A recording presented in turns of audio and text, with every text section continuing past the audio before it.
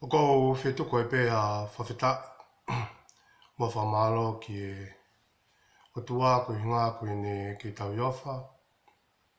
O whai mai ka te tau tolu ki tau au sia mai ai whakasi osi o tau wafe ta fitu. Ko i aha uoua eni o tisema wafe ta fitu. Tau tau whamalo ki he iki ki he ne ofa ko toa pe mo ina ke tuku taimi mai ka te tau tolu. Ki tau mau whanga maari e ai ki a mateu teu. He kuwawe ne toi whok mai. Tau tau whamalo ai. Ki whanga maari o e mo ui o tau ki to whanga ai. Pea ke langlangia pea e o tua. I he ngāwe ko toa pe mo e toinga o e tau mo ui. Ke whok kakato pea. Ke langlangia e o tua. Kore ke hufanga tua e ke ataka te au. Ke hako atu ki ha whenga ke whaasa rewa e tau tala noa Maria ne po whekau aki mo uhinga o e alo i. I hono whakarea mai koe a e sisu o hiki tohi mai e mātiu. O pehe mai ta koe uhinga o e alo i. Ko velo aki mai ha here tā, koe wholofola. Ke whai aki hono whakatontonu, mo wahewai aki ai ngai mea wherekeu holo i he tau mo ui, ke lawai ke rewei ai tau tokanga makehe, mo e ofa mooni ki o tau watua. Aia ka noi mahino ta koe uhinga lahi ia, o hoko mai a kalaisi sisu ke mamani koe ni. Uhinga ape koe ne wholofola. Pea kutoki hoko mai ai a ngahi mea kekehe o ngai gloria o o tua ai whakamerino, ai whakamoui. Toki hoko mai ai a e tau mau ai keresi pa moe mesi. Pata nene i ke whamatalai pe sione i kamata ngana i ai wholofola. O au ke taimi kua hoko mai ai wholofola o kakano ai a o kua manaki ke tau whamanatua e aha wanima o mahina koe ni. Hoko te tau tala noa ne po e ves malanga koe ni a mātiu wahe hong fulu. Ko kore peke mo te whakato lau a mātiu wahe hong fulu. Kaka mahuinga koe ni o e whakakaukau ko mai ke pore ia ki tau tolu whakauaki pa moe alo i o klaisi sisu. O kuto mai me vesi ko hono tolu whaa pehe ia mātiu wahe hong fulu.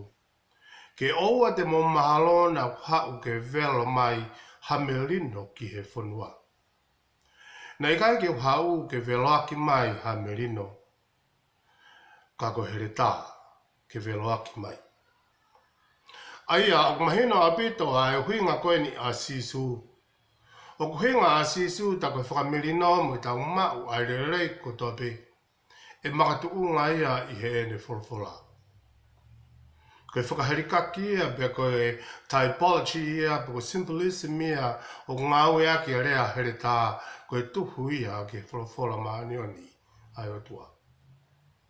Pe koe tau whakawhita ia i ki he eiki, ki he mahuinga koe ia, i hono tohi mai whokoeni i he wahe hongo fulu o mātiu.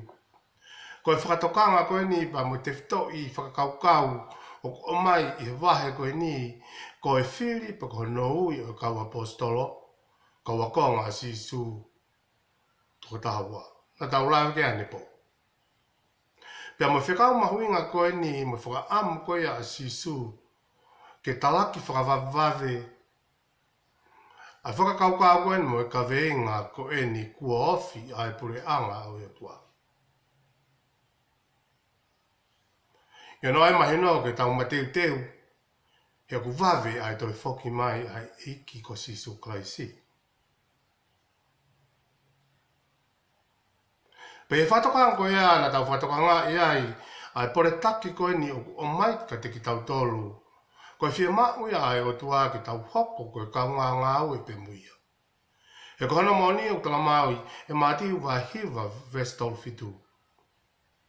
polahi ai tau pe ko motu ka ko na moni o to si mo ka ngo tamaki ai ka ngau ai ki e lo tongani pe ne ngo ko ya konaki pa moe he whakakaukau ko e ni ne tuku mai nge senturi ko mahiri atu e sisu ka ko whakakaukau te tau pe ea ki he karistiane mo ki nau tolu mo ki tau tolu o poretaki e tau moui ko kau mui mui o ka haisi sisu. Porque whakamui a e o tua ki ta taki ki tau tolu he laumare maanu ni ke oa na whawhange ko tau he. Ke oa na whawhange ko tau whakotutu upe ki tau tolu. Ke oa na whawhange ko whaiha tau whakakaukau. Ka ke tau mui mui to tonu ki e here tāku ne vire aki mai ai wholawhala maanu o ne au tua. Rea maari e ia wha o siaki e sisu ya matiu wahiva vestol fitu. I kai ke ngata ai ai mahino o kumatu ai tau toko si e ka ngawe.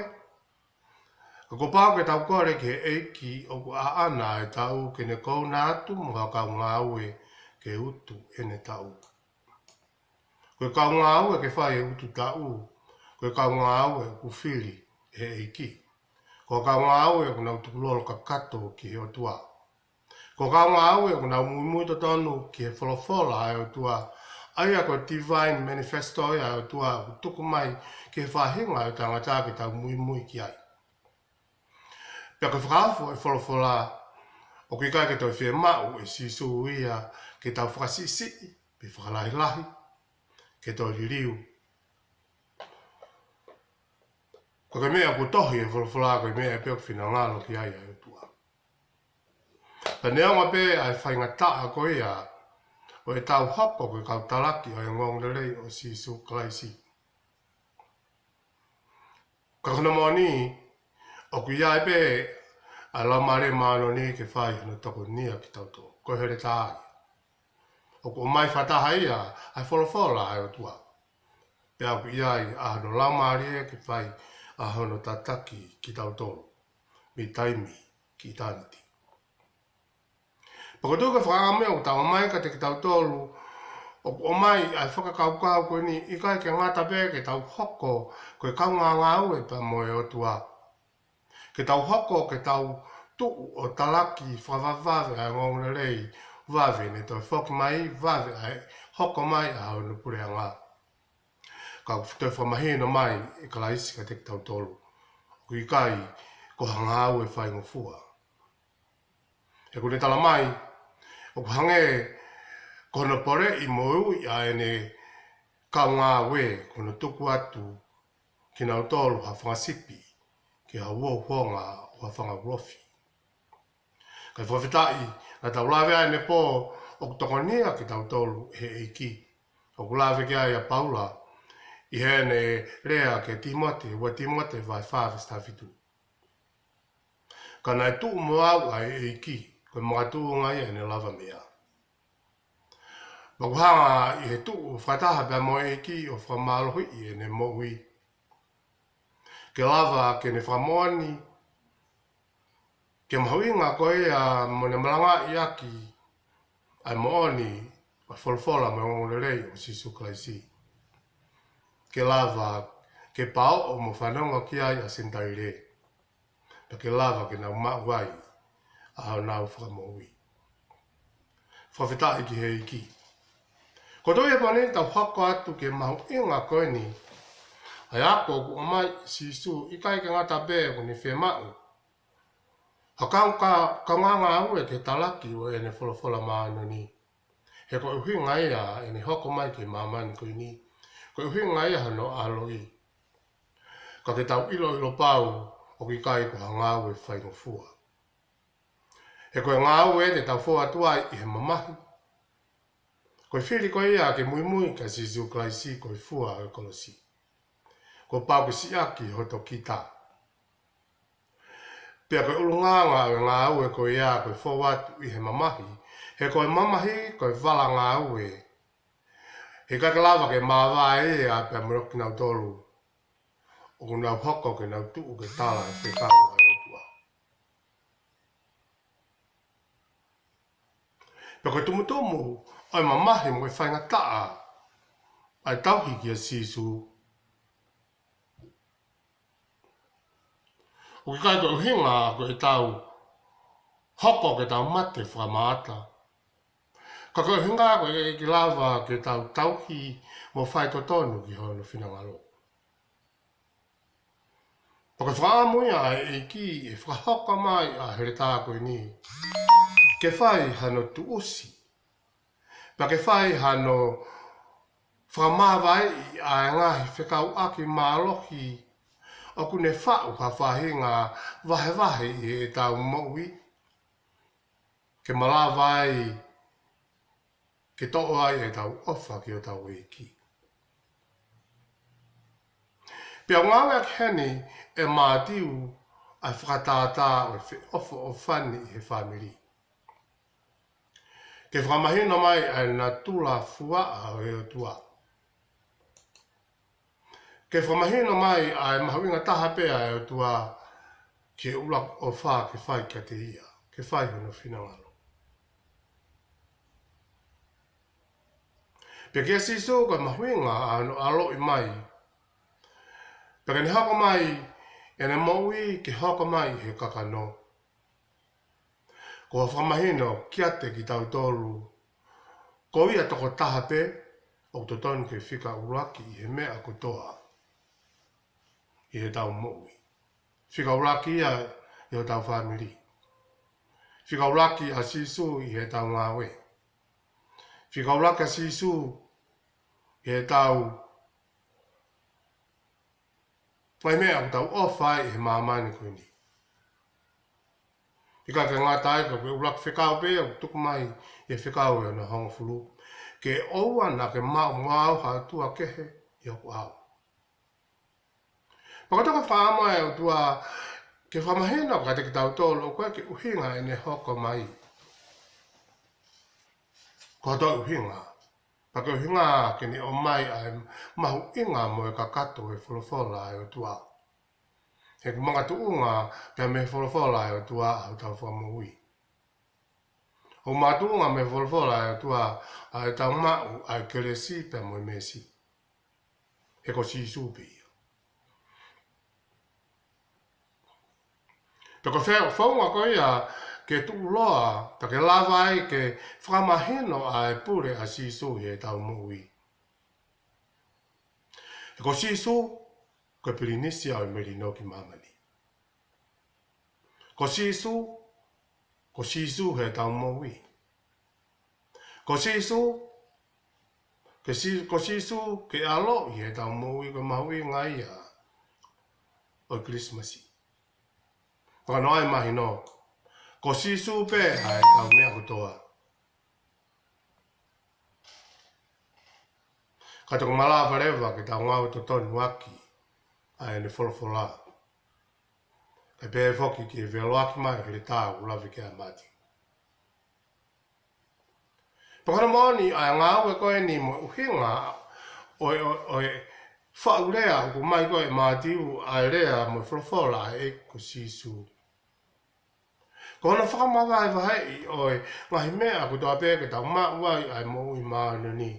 O to tonu pe ko pau ke whai a kia a here tā. Uhinga ia. Ko pau whai a kia. Ai wholofola maana o nei atua. Ka tuku lava lewa ke tau mau ai merino. Ka tuku lava lewa ke tau mau. Pe mo i mau. Pea maari ano mai mātiu ai vesi tolu ni maa ki he vesi hana tolu hiwa.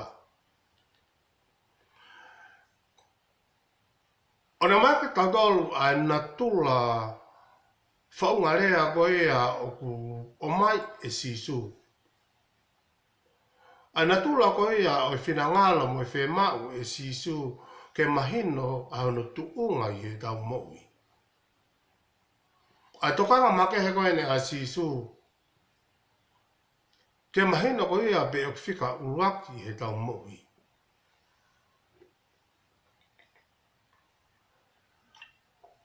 He koe uhinga ia ai mau, koe uhinga ia mo vete. Koe ka ki tau iloi. Ai mau inga ko ia o kalaisi. I he mea ako tuapi. Ka pāte tau whatonga i, o ku mahino o talamai he tohi a he pelu. Koe mea ako toa pēna e ngāhi a sisu. Ta koe mea ako toa pē o kua ana ia. Ai nau o mamani koe ni, koe universi koe ni, koe mea ia ne ngāhi e sisu. Mo nau ko toa pē o universi koe ni, koe mea ia a sisu. Ta ko hoa maui, koe mea tātā pē ai o tua. Koe mea rere koe rere holai, koe mea rere ai o tua. Koe whare, koe nowhai, koe whare ai o tua. Koe ngahi nau ia universi. Koe ngahi ingredients ia universi. O ko mai ke tau kensoi i he tau mo ui i he mamani koe ni. Ki mo ui no. Tau taimi ai. Ka tai mula he whaangalo e te tau tole toko taha. O ku a ana koe ia. Ai koloa e mamani koe ni. Paka whenga ia, o mai, o e talanoa maari e koe ni, mo e rea whakapatono pe o mai sisu. Ka paheka ke mahino ka te tau tole e wholofola ai o tua. Ika ke mahino ai merino ia. Ika ke mahino ai me sipa mo e keresi ka te tau tole. Ika ke mahino ai o wau whalotu ia. Ika ke mahino ai o hinga ia o e moui ka te tau tole. Peka whenga ia ne lawe mai ia mātiwa hong furu vestol lima o pehe. Seu ke nā kau ke whakawahwaha a hatangata ki hene tamai. Peko hawhiwhine ki hene whae. Hatahaine ki he whae a hono husepaniti. Kone hunga e hoko ai koe ngahi whiri o hatangata. Hono kauna whanga. Koia kulahi ene ofa ki hene tamai. Peko ene whae i hene ofa kia te au. Kia sisu. Talamai sisu heni.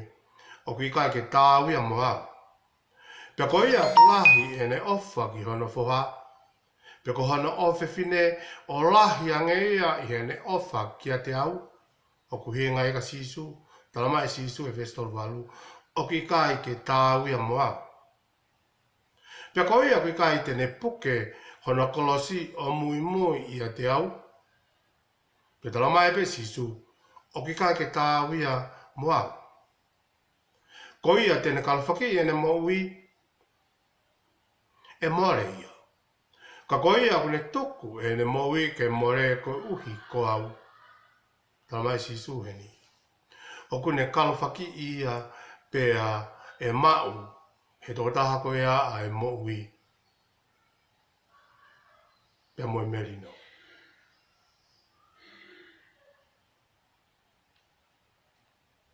Ka mana mo whanau ke vesi koe ni, o mai ka te kitau tolu. Pea whamatala mahina mai si su hono natula fua.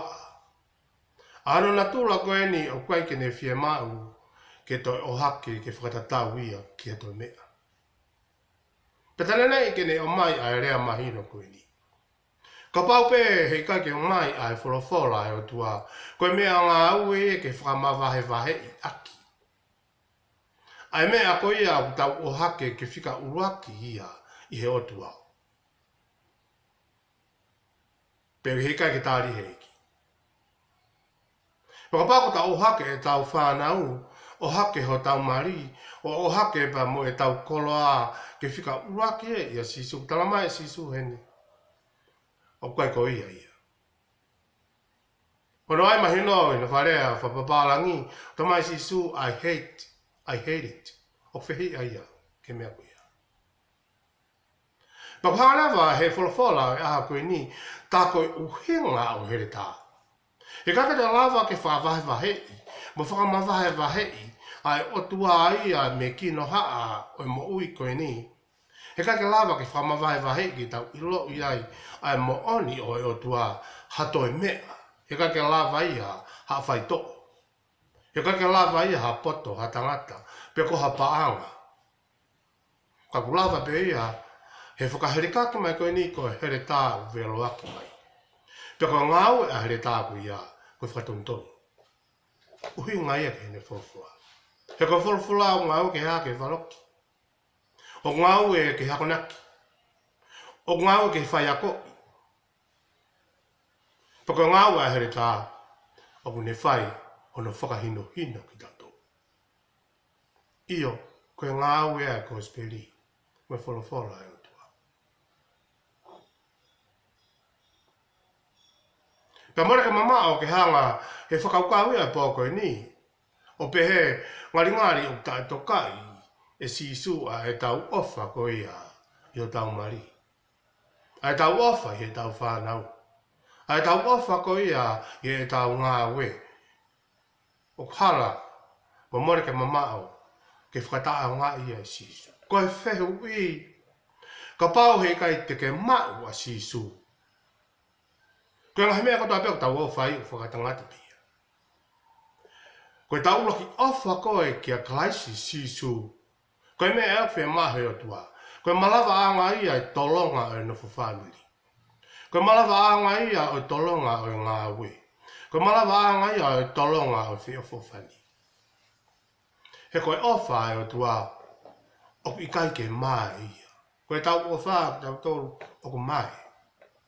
Te ofa pe iau kia te koe. Pa ke ofa mai ka te au ko hinga te ke mau. Ha mea te au. Pa te mau ha mea te koe. Ko e aha pe hao anga kofi me ka te au.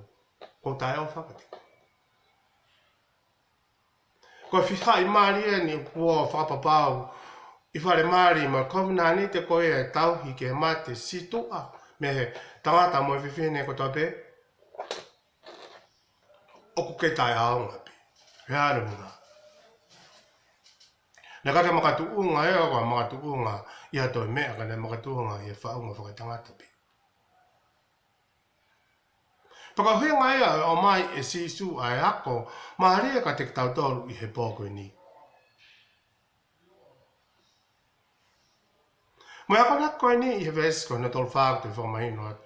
Ke oa te mo mahalo na pau ke vela mai hamelino ki he whanua. Mora ke mamao. E toki mui mai e merino e koe ni. A whi ofo whani ia. A loto taha, moi wōwonga taha. He taimi ko ia ku mahino a ngā ui. A here tā, koe wholawholai he tau mui. Ka koe hinga, e ku hoko mai aku ki he mamani. Ke vero aki mai. A here tā, a e ni wholawhola maana ni. Tahangai pe, e ku taulaga ne po, koe whakamatala koe ni a mātiu o ku matamata hange o ku kaupo uri, ai fo i whakakaukau koe ni. He ne hā he tala noa koe ni.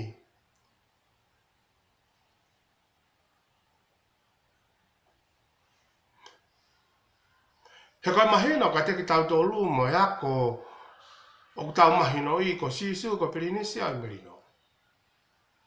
Ka kuhanga he festol wha mātiu vai hongo fulu.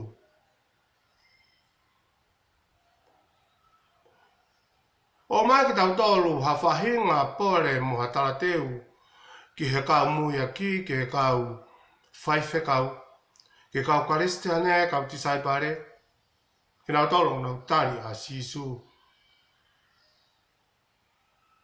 Ki nau teu, ki nau whihanga hangai, mo e whainga taa bea mo e mamahi lahi. Whikawaki mo e mau. Ai merino a sisu. He koe maa koe merino a sisu ko pau ke whai. Ai whi lau lahi. Ko pau ke tukuange hoto ki tā. Te ko pau rewa ke pure au niu ai o tuai.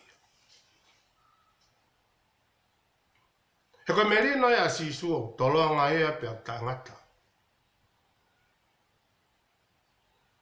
Ka mahina koe ne whakakaukau o e merino, hono o mai koe ni e mātiu. Koe pau ke tomu a whakakakato a i o uau o e whakamawaiwai.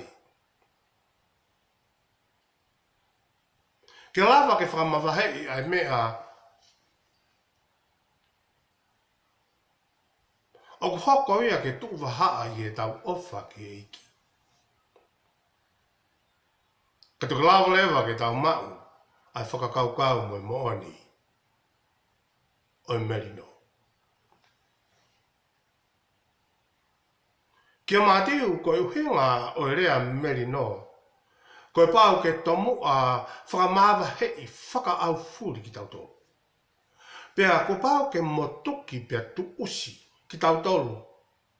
Mea ngahi pipiki, mo e tau piki tai mo e whai, mo e tau ofa uu ki ngahi mea o tuku whaharo, whakawhamiri. Ko ngahi mea o hake ke lahiange i ha tau tokanga mo e tauhi, mo e ofa moani ko e tau utua. Pakana moani o tala whapatonu mai pe e sisu. E tala noa koe ni mo e wholofola na tau lawe ki ai. Ia mātiu vai on full vestoni maa. Ke vesi koe ako na tau iwa. O panga sisu o tala mai ke tau tolu whakapatonu mai ai mea a kukai ke whina ngalo ki ai. Whikawaki mo e tau ofa ko ia ki he mea mipa ko ia. Tako ne ngāwe aki. Ai whakatātā o whio whawhani whakawhamiri. Ai ofa ai motu aki hona whoha. Ai ofa ai whae ki hene whanau. Ai ofa ai husepaniti ki hona waifi. Ai ofa ai tangata ki hene kaungawe. Ai ofa ai takataha koloa ia ki hene koloa. Ai ofa e iki ki hene tamai o iki. Ai ofa e tangata ki hono lakanga. Ai ofa e whaiwhikau ki hono siasi. Peko hapea te mea ku tau uhake ki uruaki a e tau ofa ki otua. Peko tui ka ngā karistiane koe akanaki o kuweloaki mai e mātiu heni mo e whakakaukau ko mai i sisu. Ka lawa kotoa eni ke tauhanga o tu osi mo whakamawahe wahei. Ai ngahi ofa koe na kulawet ki ai. Pea toki malawale vai ke hirio mo mahino mai rewa. Ai uhinga a sisu ki e mea koen koe merino. Kono ai mahino ta koe merino a sisu i hona o mai koe ni e mātiu. Ta koe merino ki mamani o uhinga ia. Koe mau o merino a sisu pea moi o tua. Koe tau motohi mo whakamawahe wahe ki tau tolu me he ofa ki he mamani koe ni ki he muna ta mohono koloa whakatupu o mamani koe ni. Peke heke kotoa e tau toka ngā heki moi whariki. Ke tokotaha koe oku a ana ai mamani koe ni. Ke tokotaha koe ana ni whakatupu ai universe koe ni. Ke tokotaha koe aku ne puke puke ai universe koe ni. Ke tokotaha koe aku pure ki o manawa. Pea kukai ke te aha mea e ke lava ki whakamawai wahei. Mo motuhi aki a ngai mea o tau piki tai ki ai e mamani koe ni. Tako here tā, tala mai sisu. Ni hau moia e uhinga a ano aloi. Koe velo aki mai here tā koe ni, koe ne wholawhola.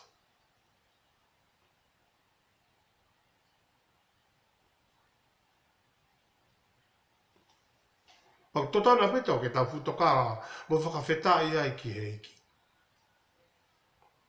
Ne kai peke ngā tae ka ne hanga sisu o tā si pinga ka te tau tolu. E ne whakamawahe wahe ia. Ke mahino. Ai merino ne hau muia.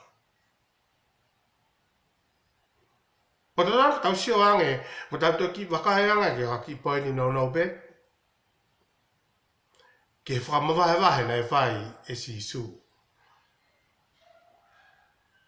Aki a ene wholawhola. Ulu aki, nāne kamata ki be. A kāre wāre koe wheitu nei whai mea ai ho tāu whakamawai vai i. Na hako ai ke whamawahai i ai a tangata kai a. Tangata kai a kau. Ai ana whakamala pe tui ki he ne peki a me he mate tangata. Ki he mau tangata. Ne malawa pe ia uhinga a peko he re tāku ini. Ai ne whulwhula. Peko se penga kakato ia o ia kotoa pe o kutoi pe ki tai ki he o tua.